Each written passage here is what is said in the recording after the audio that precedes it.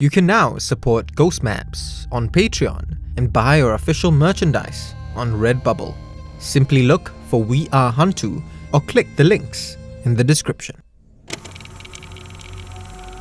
Ghost Maps, Entry 45, Cirebon, Indonesia.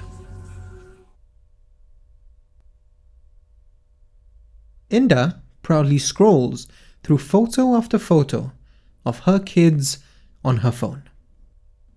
She has 2 children back home in northern Java, a daughter and a son, both in their mid-20s now. Her daughter, she tells me, gave birth to Indah's first grandchild 6 months ago, a beautiful baby girl. A grandmother at 49? Not bad, right? She says, beaming. I nod, genuinely impressed. Indah's been working in Singapore for the better part of the last 20 years. She's watched other people's kids grow up, but missed most of her own children's lives. She still hasn't even seen her granddaughter in person. Yet, somehow, she's managed to keep her family together this whole time. I'm not saying it's been easy, but I've been lucky. Despite all the challenges, she says. Those challenges, of course, include the distance separating them, but they also include the reason I'm meeting her this evening at a coffee shop in Tiong Bahru. Pregnancies are already difficult times, she says. When you throw in what happened to us, sometimes I wonder how we made it through. She pauses for a second, then turns to face me, looking even more assured than before. So, I place my recorder on the table and ask her to start from the beginning. It was 27 years ago in Cirebon. Indah was 3 months pregnant with her daughter.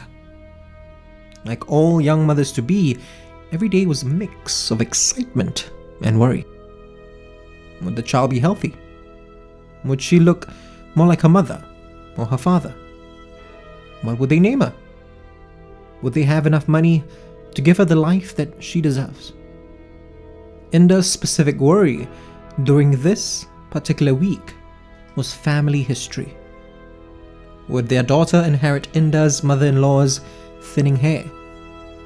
Or would she eventually have to deal with high blood pressure like Indah's dad?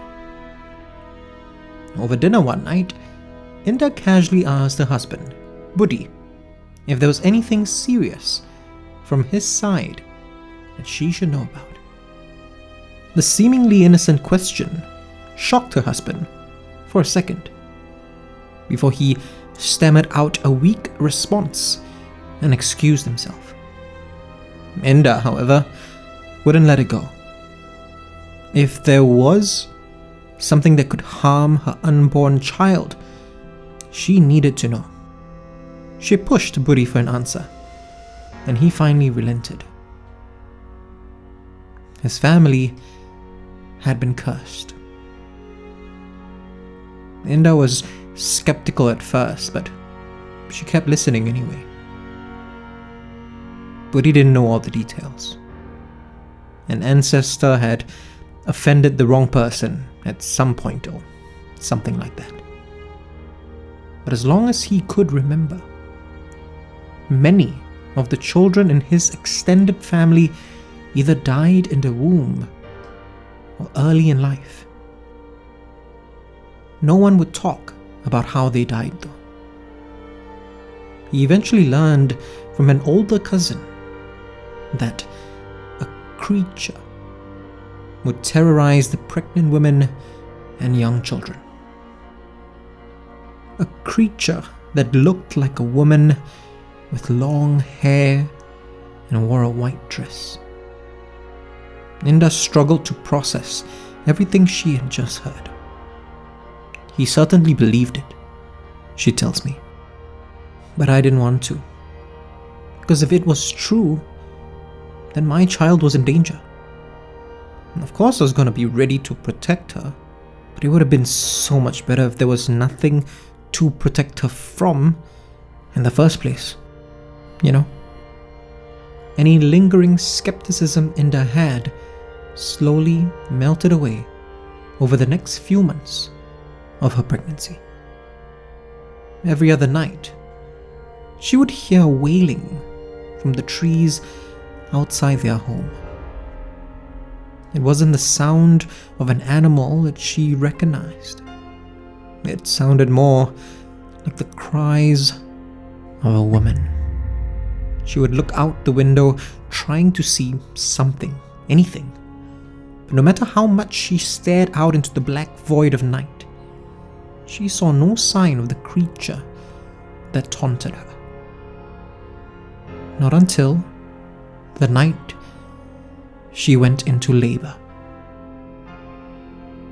As she arrived at the hospital that evening, she heard it again, faintly, in the distance. The sounds of a woman wailing. There was something different this time, though. Budi seemed to sense it too, as he rushed her into the hospital's lobby. Just before they entered, however, Inda saw it. A figure in white, waiting, watching from the branches of one of the trees near the hospital. From beneath its long hair that covered its face, Inda could see that the creature was smiling hungrily. Inda tells me that the delivery went off without a hitch. Throughout her stay at the hospital, though, her husband stood watch, barely even allowing himself the chance to bond with his newborn daughter. Before they headed home, they called upon a specialist to secure their house from any attacks. He conducted a couple of rituals and said that they would be enough to keep the creature out, she says. But he also warned us to keep watch at night for at least the first 40 days, just to be sure. Every night, Budi and Inda would take turns to stay up. It was kind of like normal parenting duties, I guess, she says with a smirk.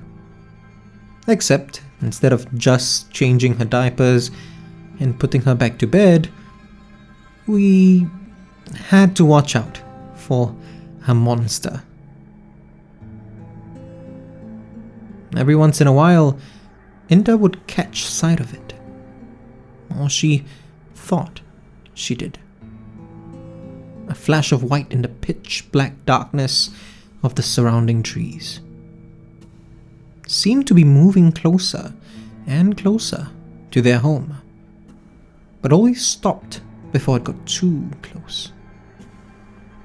As they neared the end of those first 40 days, though, Inda and Budi allowed themselves to relax a little, stealing a couple of minutes to nap on some nights. They were safe, after all. At least they thought they were. On the 38th night, Inda had dozed off for just a second or two when she heard the distinct creak of their bedroom window opening. Snapped awake, Inda leapt out of the chair she had been sitting in, and, clear as day, saw it. A woman, or what looked like a woman, its hair covering its face, wearing a white dress stained with dried blood. As Inda recovered from her shock, she realized that the creature's long, bony fingers were creeping into the room through the window. And that's when Inda did something that she still can't believe she did till this day. She stormed towards it. Quickly, the creature scurried away from the window and leapt to the nearest tree's branches.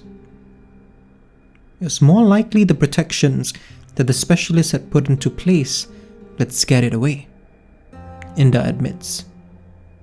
But in that moment, she got a good look in the creature's eyes for just a second.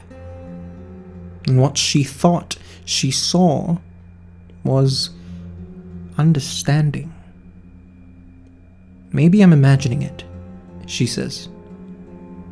But I think it knew that no matter how frightening it was, I would do anything to keep my baby girl safe.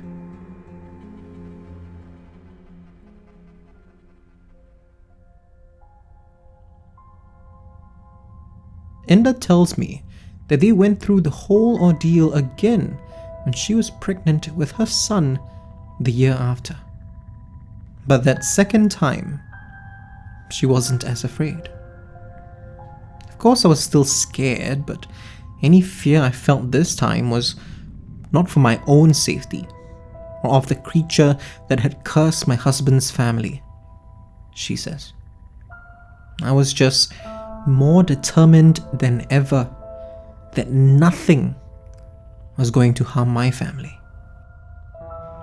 I ask her if the curse has been lifted since then. She frowns, shakes her head slowly. That frown, however, quickly gives way to that look of pride she wore while showing me photos of her children. My daughter was totally prepared when it was her time to become a mother, she says, beaming. If you want to discover more of Southeast Asia's other side, subscribe now and follow us on social media at We Are HANTU. You can also buy official merchandise on Redbubble and be one of our supporters on Patreon. Ghost Maps is recorded on Audio-Technica mics.